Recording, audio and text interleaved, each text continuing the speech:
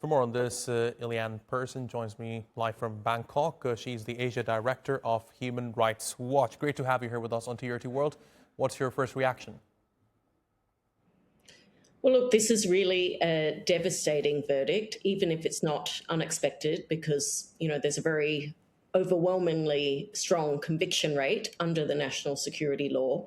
But the things that Jimmy Lai did, meeting with foreign governments, calling for targeted sanctions, these are things that are quite normal: to criticise a government, to speak publicly, to express concerns, to demand accountability. But those things are now illegal in Hong Kong under the national security law. And so I think, this prosecution of Jimmy Lai is really trying to send a message to Hong Kongers inside and outside the country that if we can do this to someone as rich and powerful as Jimmy Lai, who was the publisher of the Apple Daily, then just imagine what we can do to you. So the national security law, it's not really about protecting the security of Hong Kong people. It's more about punishing those who dare to speak up to criticize the Chinese government. Why is this particular case, the Jimmy Lai's case, why has this case become so significant when it comes to the national security law?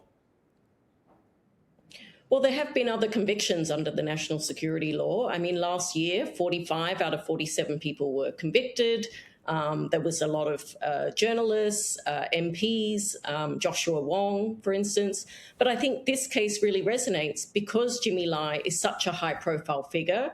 He was a self-made millionaire. He founded the Apple Daily, which has published many articles in support of democracy.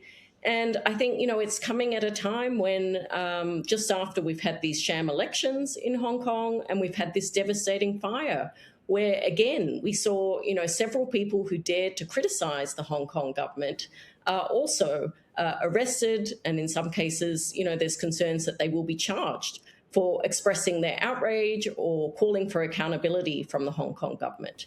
So Hong Kong is really a shadow of its former self. I mean, it used to be this place that was a bastion of media freedom, certainly in Asia.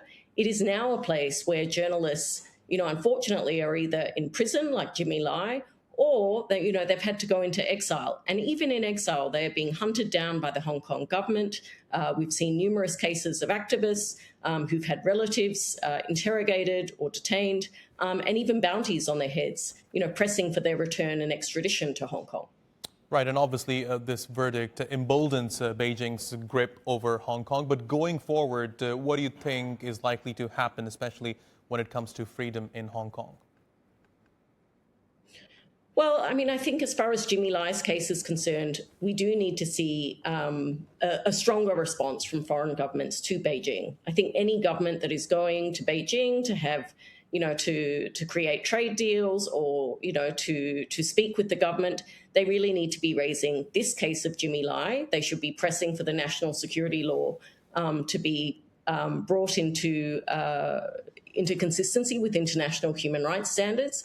And, he should be released, at the bare minimum on humanitarian grounds because he's 78 years old. He's already spent 5 years in prison, most of that in solitary confinement, and his health isn't good. And he's now facing the prospect of life in prison. So I think unless we see that chorus of condemnation from foreign governments, then nothing is going to change in Hong Kong because the trajectory so far has certainly been about the dismantling of democratic institutions, and, really the criminalization of those who dare to criticize either the Hong Kong or Beijing authorities.